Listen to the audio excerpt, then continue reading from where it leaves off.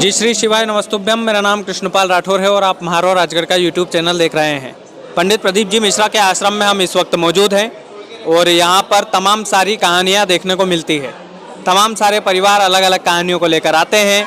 हम उनके बीच में बैठ कर के उनसे बातचीत करते हैं कि जो पंडित प्रदीप जी मिश्रा जो उपाय बताते हैं उन उपायों में कितनी सच्चाई होती है। तो ये तमाम सारी चीज़ें हैं।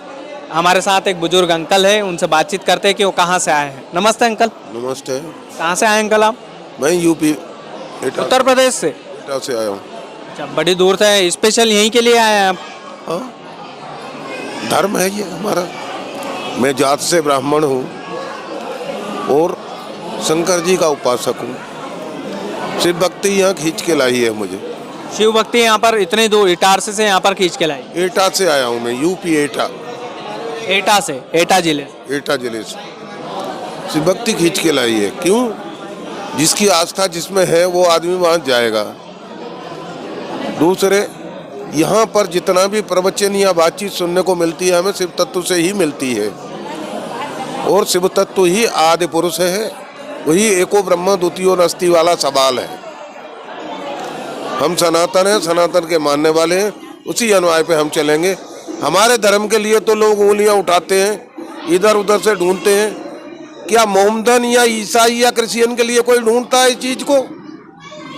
हमसे जो क्वेश्चन किए जाते हैं कि आप ऐसा क्यों सोच रहे हो, ऐसा क्या हो रहा है, हमारे धर्म के लिए क्यों बिलीव कर रहे हैं? मतलब कोई दूसरे धर्म पर उंगलियां क्यों नहीं उठाता? क्यों नहीं उठा रहा है? वो भी उठनी चाहिए। अच्छा, अभी आप एक अंकल बागेश्वर धाम को देख रहे होंगे।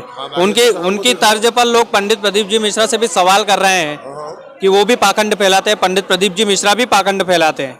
तो क्या कहेंगे इस बारे में? हाँ, इस बारे में मेरा कहना ये है, अस्तुत्थामा बलिर्व्यासो हनुमानश्च विभीषण कृपा परशुराम सप्तेता चिरजीवना। ये आदि पुरुष हैं, हमेशा जीवित रहेंगे।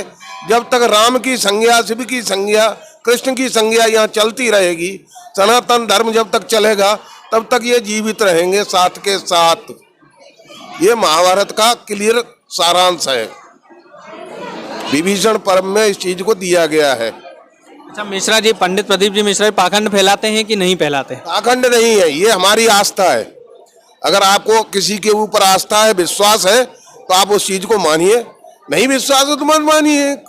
किसी पे कोई जोर जबरदस्ती दबाव नहीं है।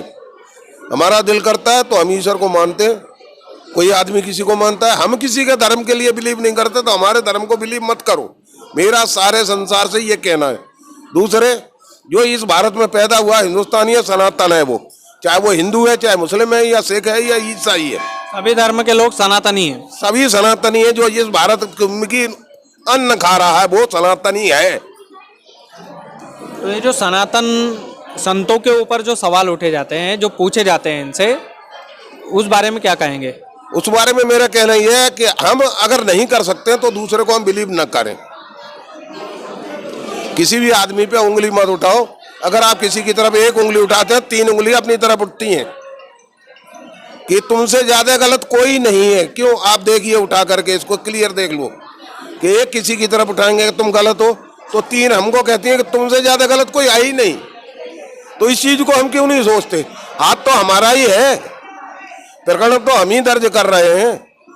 उसी हाथ में हमारे संज्ञा दी हुई 5 उंगली नहीं है भगवान ने, 4 उंगली है, 1 अंगूठा है। हम 4 को अपनी तरफ करते हैं, 1 को दूसरे की तरफ करते हैं। वो क्यों करते हैं? ये अच्छा, हमारी गलती है। अच्छा, पंडित प्रदीप जी मिश्रा अभी उपाय बताते हैं, ठीक है, तो हम जैसे जो युवा है उनको थोड़ा सा डाउट होता है। हम साइंस को मानने वाले हैं, विज्ञान को मानने वाले हैं, तो हम ऐसे उपायों पर भरोसा क्यों करें? कर्म पर भरोसा क्यों नहीं करें? हाँ, उपाय। आज जो हम इंजेक्शन की तरफ जा रहे हैं, हमारे पुराणों को देखिए, उनमें भी हमारा आयुर्वेद था। डॉक्टर चर्च ने कहा है कि आयुर्वेद से सस्ता और अच्छा इलाज कोई नहीं है, मगर हम उसको अपनाते इसलिए नहीं है कि वो सस्ता है और हमारे घर में मौजूदा चीज है, उसको हम नहीं अपनाएंगे। एक टैबलेट खाएंगे, उसको अपनाना जरूरी है। इसलिए आदमी सोचता है कि ये गलत बता रहे। करके देखिए उस चीज को आप। और मैं बड़े प्रमाण कर रहा हूँ कि आज मेरे को 1 साल होने जा रहा है। शुगर का कोई डायबिटिक हूँ मैं, कोई चीज नहीं खाता हूँ और गुड़ जरूर खाता हूँ। डायबिटीज हो गए? हाँ, डायबिटिक हूँ मैं। बीपी का मरीज हूँ, कोई चीज नहीं खाता हूँ। एक नियमित है, बेलपत्र जरूर एक खाऊंगा मैं, और गुड़ जरूर खाऊंगा, शाम को दूध बेल पत्र से गुड़ बैलेंस कर लेते हैं आप? नहीं, मेरा सब कुछ बैलेंस है। अभी आप चेक कराइए, सबके सामने बैठा हूँ, खाना खा के बैठा हूँ, बीपी चेक कराइए नॉर्मल मिलेगा, शुगर चेक कराइए नॉर्मल मिलेगी। ये प्रमाण की जरूरत है तो मेरे से ले सकता कोई भी, देने को तैयार हूँ। तो मतलब हिंदू धर्म पे सवाल नहीं उठेंगे आप? नहीं आना नहीं चाहिए? नहीं उठाना चाहिए। भगवान ने 2 ही पैदा किया था, तीसरा नहीं पैदा किया था। सिर्फ एक आदमी एक औरत का प्रकरण दर्ज किया है और वो ही पैदा किए हैं। मनु और शतरूपा से ही हमारी संतति चली हुई है, तो यहाँ जो पैदा हुआ है वो उसी से है सब। इसलिए कहता हूँ कि सब सनातन है। सब सनातन है? हाँ। तो जो पाखंड वाला जो सवाल पूछा, पाखंड वाला सवाल हमारे कर्म से है। हम जूता काटेंगे, पंडित होते हुए भी तो चमार कहलाएंगे। हम झाड़ू लगाएंगे, सफाई वाले का कर्म करेंगे तो हम सफाई वाले बनेंगे। कर्म से जात बनती है, मनुष्य पैदा होने से जात नहीं बनती। क्या बात है अंकल, ये आपने मतलब दिल छूने वाली बात कही। जो जैसा काम करेगा वो वैसा ही कहलाएगा। बस अगर हम पूजा पाठ करते हैं, नित्य क्रिया करके तब अपना भोजन ग्रहण करते हैं तो हमें कोई दिक्कत नहीं है। आप पंडित कहिए, कुछ भी कहिए।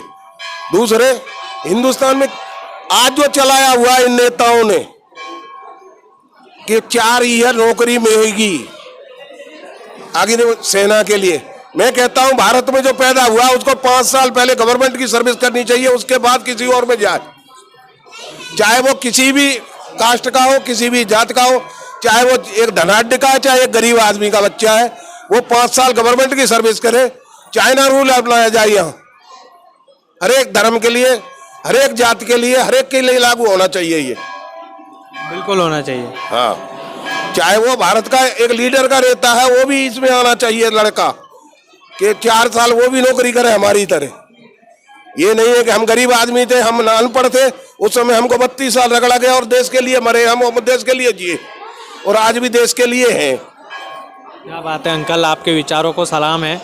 और आप इस तरह के विचार आपने जनता तक पहुंचाए। लाखों भक्त हमारे इस चैनल को देखते हैं, लाखों लोग हमारे। इसमें कोई हमें डरने वाली बात नहीं है। मतलब जो सनातन के ऊपर उंगली उठाएगा उसकी उंगली काट दी जाएगी, ऐसा बोल रहे हैं? बिल्कुल काट देनी चाहिए। भारत में रह रहा तो भारतवासी है, वो चाहे वो हिंदू है या मुसलमान है या सिख है या ईसाई है, वो किसी के ऊपर उंगली मत उठाओ। अपने धर्म को अपना, आप अपने पे चलिए, दूसरे को क्यों उंगली उठा रहे हो? मतलब ये है कि कोई मौलवी और कोई पादरी से सवाल नहीं पूछता कि आप फूंक मार के कैसे बीमारी ठीक कर दे। तो वो चीज सबसे पूछनी चाहिए। या है तो सबके लिए लागू है ना, धर्म कर्म सबके लिए लागू है। अच्छा, बागेश्वर धाम वाले बाबा पर थोड़ी चर्चा करना चाहता हूँ आपसे। अभी टीवी में आप देख रहे होंगे, खूब देख रहा हूँ। और आप तो यूपी से हैं, तो बुंदेलखंड से ही हैं। बागेश्वर धाम वाले पंडित धीरेन्द्र कृष्ण शास्त्री, तो वो जो काम करते हैं पहले से पर्चा बना देते हैं, अंधविश्वास को फैलावा नहीं दे रहे हैं। वो अंधविश्वास नहीं है, ये कोई एक शक्ति है। विलियम शेक्सपियर ने लिखा है, God is nothing in is the power. कोई एक शक्ति है जो हमारे पूरे शरीर को चलायमान कर रही है। ऐसे ही ये विश्व को पूरे को चलाने वाली कोई एक शक्ति है। अब वो उसमें हनुमान जी भी हो सकते हैं, शंकर जी भी हो सकते हैं, उसमें राम भी हो सकता है, उसमें कृष्ण भी हो सकता है। और आपके अंदर क्या बिलीव करूं मैं, क्या है? हो सकता है आपके अंदर कृष्ण ही विद्यमान हो, जो गीता की वजह से हमसे पूछ रहा हो। मतलब सब इंसान के अंदर कुछ ना कुछ विद्यमान है। तो जो पर्चा लिखते हैं उस पर भरोसा है आपको? हमें हर एक चीज पे भरोसा है। अगर भरोसा नहीं है तो हिंदुस्तान के जितने ग्रंथ हैं सबको कुएं में डाल दो। ये ग्रंथ बनाए हमारे बुजुर्गों ने, हमारे बुजुर्ग ही इसको लिख के गए हैं। 4 वेद 6 शास्त्र जो लिखे हैं, 18 पुराण लिखे हैं, उन्होंने नहीं लिखे हैं, वो ज्ञानी थे तब लिखे हैं, ऐसे नहीं लिखे गए ये। उन पे हमको बिलीव करना चाहिए। वो जो बिलीव नहीं करता वो नास्तिक है। उन नास्तिकों को किसकी गिनती में लेते हैं अंकल आप? जो नास्तिक लोग हैं, जो सवाल पूछते हैं, उनको किस कैटेगरी में देखना चाहते हैं? वो गिरे हुए हैं हमारी नजर से, बिल्कुल। जो धर्म का नहीं हो, किसी का नहीं, किसी का ही नहीं है। जो अपने माता पिता ने माने देवा साधुन से करवा में सेवा, जिनके ये आचरण भवानी ते निश्चय निश्चरम प्राणी। ये वाल्मीकि ने लिखा था राम के पैदा होने से 200 साल पहले, और तुलसीदास ने उसका अनुवाद किया है बाद में। तो अभी तो अंकल एक सवाल छोटा सा और है, रामचरितमानस पर भी सवाल उठ रहे हैं अभी तो। हाँ, गलत उठ रहे हैं ये। वाल्मीकि ने राम के पैदा होने से 200 साल पहले इस ग्रंथ को लिखा था, तब कहा था ऐसा भविष्य में होगा। तो ये ढोल गवार पशु शूद्र नारी, ये चौपाई जो है, ये वाल्मीकि जी ने क्यों लिखी होगी? इसके अगर भावार्थ में जाओ तो अलग है और शब्दार्थ में जाओगे तो अलग है। कैसे अलग है, थोड़ा समझाएंगे? हाँ, ढोर जानवर, गमार, भगवान की प्राप्ति उसी आदमी को हो सकती है, अधूरे ज्ञान वाले को नहीं होती। या तो निहायत पारंगत हो या निहायत ही मूर्ख हो, जिसने एक नियम बना रखा हो कि मैं 2 लठ मार के ही खाना खाऊंगा, तो वो उसको जरूर मिलेगा। मगर हमारे जैसे अधूरे ज्ञान वाले को भगवान भी नहीं मिलता है। क्यों? माँ और बाप को ही हम नहीं मान रहे हैं। चलिए, ढोल गवार पशु को भी मान लेते हैं, शूद्र वही कर्म है यार, कर्म से ही तो हमारी जात है, तभी तो वो हमारे साथ खाना नहीं खाने चाहते। अब हम लैट्रिन साफ कर रहे हैं और मतलब आपने बोला कि आप ब्राह्मण हैं, अगर हम नालियाँ साफ करेंगे तो हम शूद्र कहलाएंगे। शूद्र कहलाएंगे।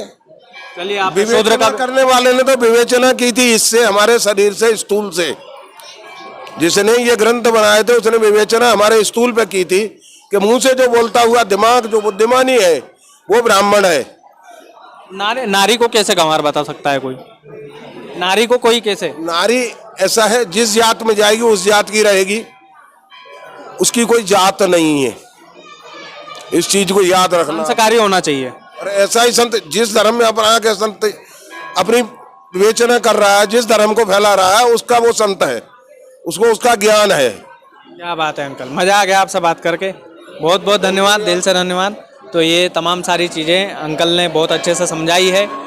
अब जो गंवार लोग होंगे उनको नहीं आएगी समझ में, जो समझदार होंगे वो समझ जाएंगे, है ना अंकल? श्री शिवाय नमस्तुभ्यम। वीडियो को ज़्यादा से ज़्यादा शेयर कीजिएगा।